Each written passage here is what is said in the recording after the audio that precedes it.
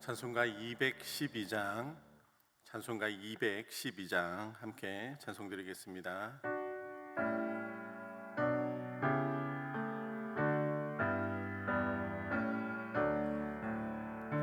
겸손히 주를 섬길 때 괴로운 일이 많으나 그 주여 내게 힘주사 잘 감당하게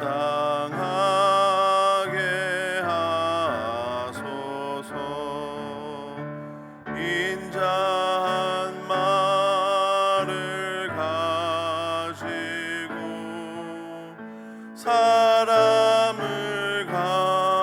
감화시키며 갈 길을 잃은 무리를 잘 인도하게 하소서.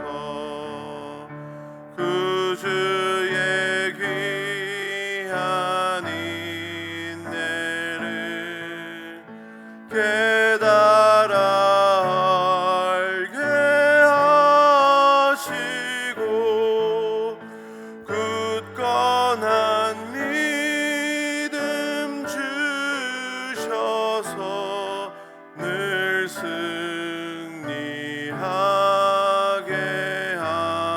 하소서.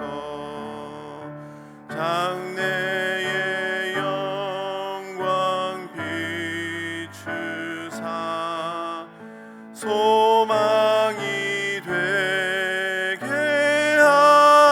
하시며 그 주와 함께 살면서 참 평강 얻게 하소서.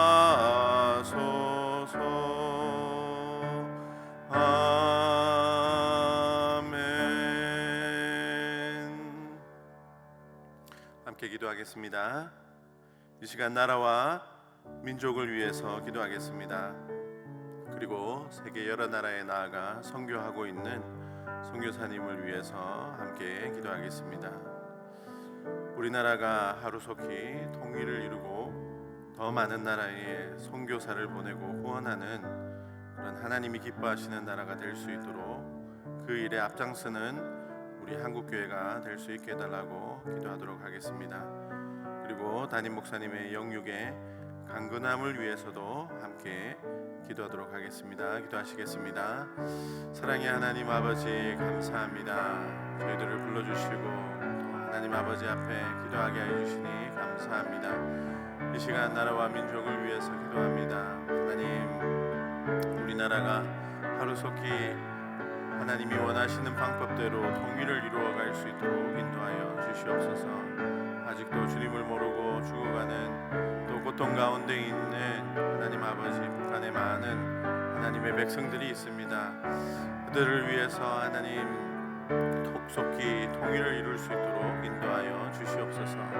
하나님 아버지, 그리고 이 나라가 하나님이 기뻐하시지 않는 또 동성애를 또 찬성하는 그런 법안을 통과하려고 합니다. 하나님 아버지, 불쌍히 여겨 주시옵시고 하나님 아버지께서 우리 나라를 위하여 하나님 아버지 친히 하나님 아버지께서 나서 주셔서 하나님이 원하시는 방법대로 또 하나님이 기뻐하시는 대로 하나님 아버지 우리가 하나님의 말씀에 순종하며 나아갈 수 있도록 도와주시옵소서. 정치인들이 하나님을 두려워하는 가운데 하나님 아버지 나라를 이끌어가게 하여 주시고 그들 위해 하나님께서 살아계시다라는 하나님 아버지 그들을 인지하게 하여 주셔서 두려운 가운데 하나님 아버지 나라를 다스릴 수 있도록 인도하여 주시옵소서. 세계 여러 나라의 많은 선교사님들이 선교하고 있습니다. 하나님, 선교사님들에게 하나님이 찾아가 주시고 위로하여 주셔서 하나님의 선교를 잘 감당할 수 있도록 도와주시옵시고, 우리나라가 더 많은 선교사를 보내고 후원하는 하나님 아버지 그런 나라로 쓰임 받을 수 있도록 인도하여 주시옵소서. 담임 목사님을 위해서도 함께 기도합니다. 영육의 강건함을 허락하여 주셔서 하나님께서 우리 교회를 위하여 세우신 담임 목사님을 위하여 하나님께서 계획하신 놀라운 일들이 잘 이루어질 수 있도록 인도하여 주시옵시고, 하나님 목사님을 통하여 우리에게 하시고자 하시는 말씀이 잘 선포될 수 있도록 인도하여 주시옵소서. 감사합니다. 이 모든 말씀 살아계신 우리 주 예수 그리스도의 이름으로 기도합니다. 아멘. 하나님의 말씀은 전도서 8장 1절에서 8절까지 말씀입니다. 전도서 8장 1절에서 8절까지 말씀 한 절씩 교독하도록 하겠습니다. 누가 지혜자와 같으며 누가 사물의 이치를 아는 자이냐? 사람의 지혜는 그의 얼굴에 광채가 나게 하나니 그의 얼굴에 사나운 것이 변하느니라.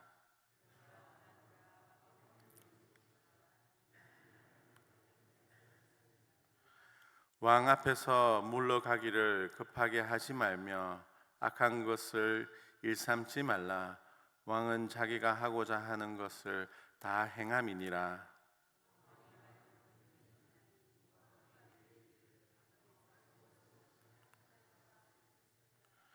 명령을 지키는 자는 불행을 알지 못하리라. 지혜자의 마음은 때와 판단을 분별하나니.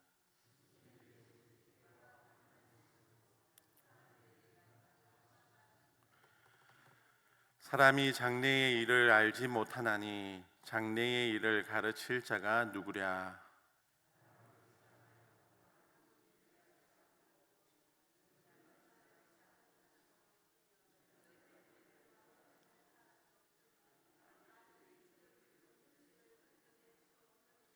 아멘.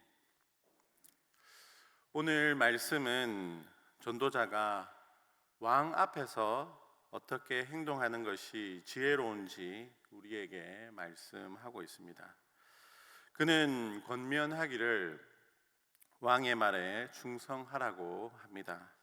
이것이 불의한 일이나 신앙을 거스르는 일이 아니면 순종하라고 합니다.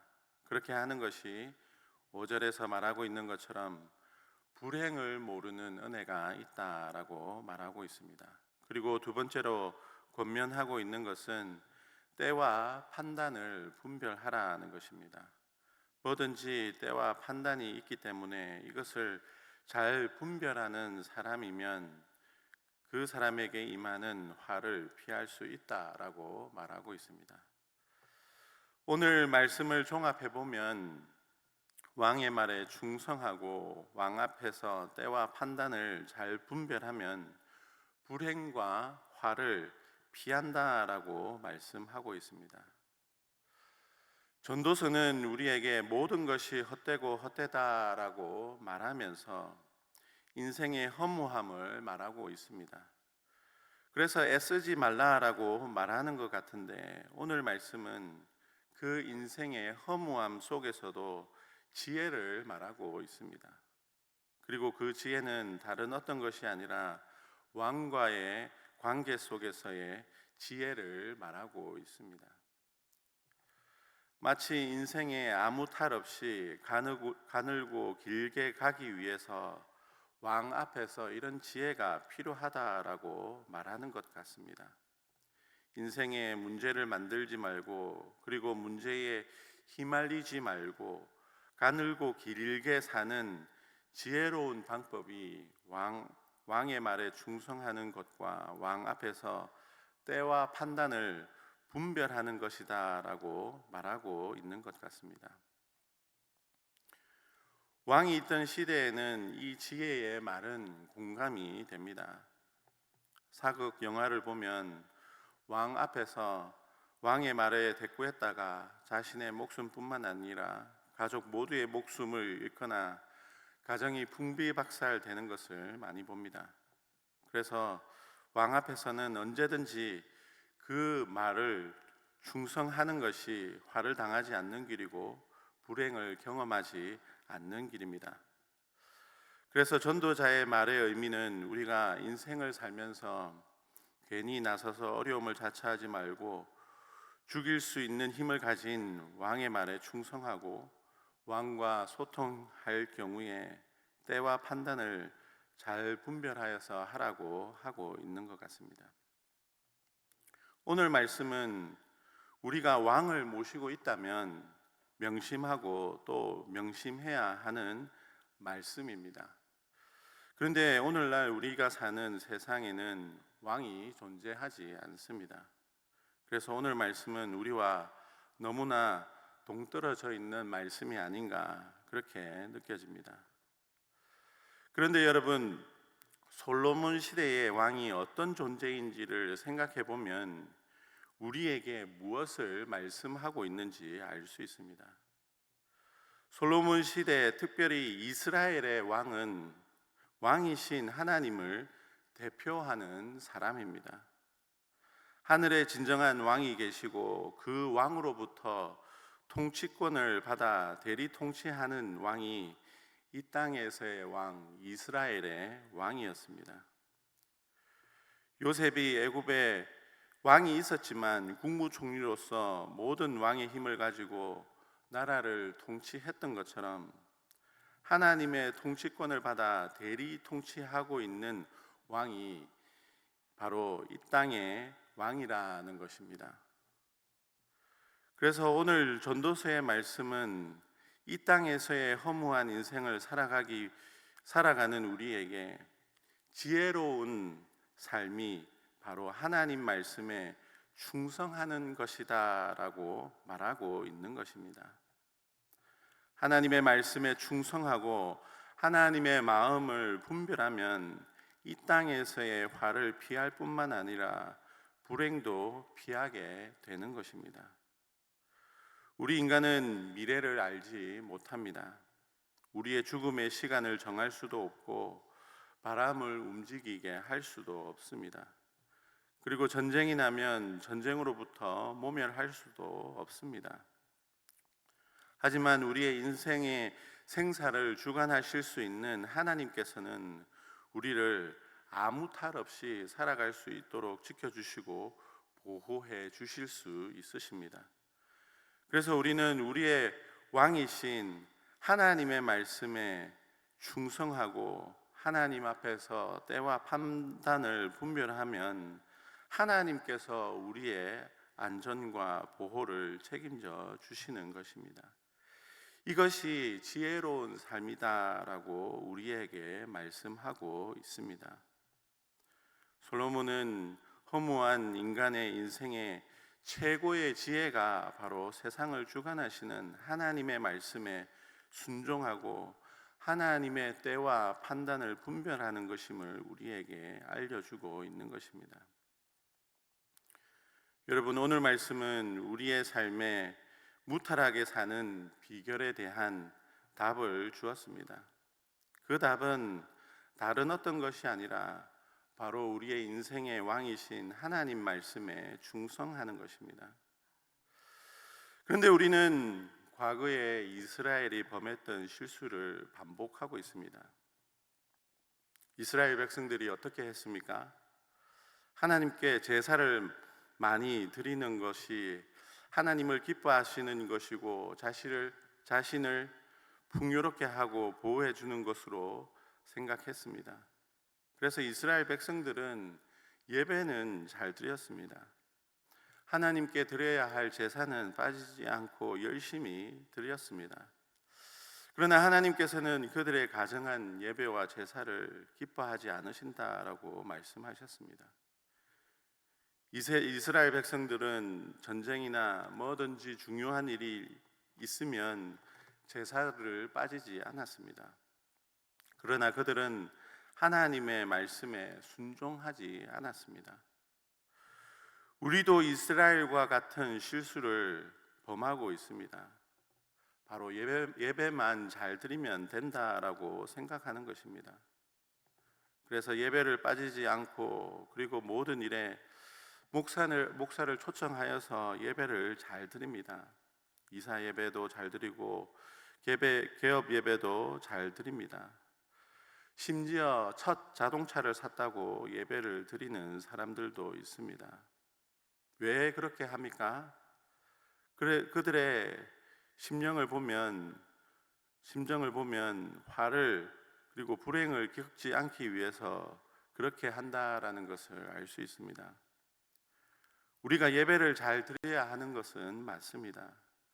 그런데 우리가 예배가 마치 믿지 아니하는 사람들이 고사를 지내듯이 드려서 어려운 일이나 힘든 일을 겪지 않게 해달라고 하는 것은 잘못된 것입니다. 하나님께서 우리에게 요구하시는 것은 그런 목적을 가진 예배가 아니라 바로 우리의 말씀 순종입니다. 여러분, 다시 말씀드리면 하나님께서 우리에게 바라는 것이 있다면, 이 악한 시대에 우리에게 바라는 것이 있다면 바로 하나님 말씀에 순종하라는 것입니다. 우리가 순종의 삶을 드릴 때 우리는 하나님께서 약속하시는 불행을 알지 못하며 사람에게 임하는 화를 피할 수 있습니다. 순종이 제사보다 낫고 순종이 천천의 수양이나 만만의 강수 같은 기름보다 낫습니다. 순종하는 사람을 하나님께서 지키시고 보호하십니다. 순종이 허무한 인생을 값지게 만들고 복되게 만듭니다. 하나님, 우리의 왕이신 하나님의 말씀에 충성하는 복된 삶을 살아가는 우리 모두가 되시기를 주님의 이름으로 축복합니다. 기도하겠습니다. 사랑의 하나님 아버지, 감사합니다. 우리의 생명 되시고 우리의 삶의 주인 되신 하나님 아버지를 우리가 늘 감사하며 그 말씀에 순종하는 삶을 살아갈 수 있도록 우리의 삶을 이끌어 주시옵소서. 이 악한 시대에, 불순종이 가득한 시대에 하나님께서 우리에게 원하시는 것이 있다면 바로 하나님 말씀에 순종하는 것임을 우리에게 말씀하여 주심을 감사합니다.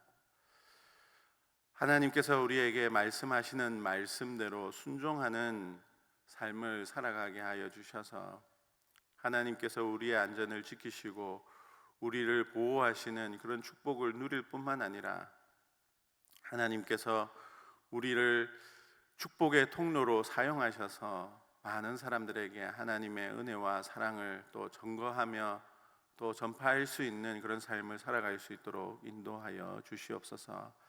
하나님 말씀 가운데 거함이 가장 복된 것임을 우리가 기억하게 하여 주시고 하나님 말씀 순종하기 위하여 오늘 하루도 열심히 또 말씀과 기도에 힘쓰는 우리의 삶이 될 수 있도록 도와주시옵소서. 감사합니다. 이 모든 말씀 살아계신 우리 주 예수 그리스도의 이름으로 기도합니다. 아멘.